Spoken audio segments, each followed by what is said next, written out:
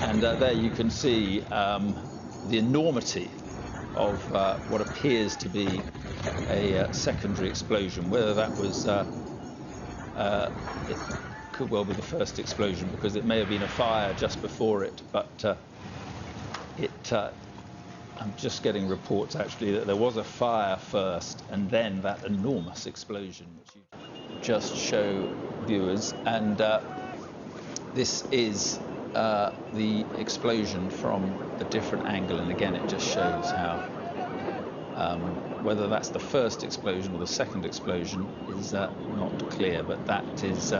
what the authorities or state media says is a fireworks warehouse, and you can see actually firecrackers or some sort of subsidiary explosions going on there. But those pictures just in, and there another explosion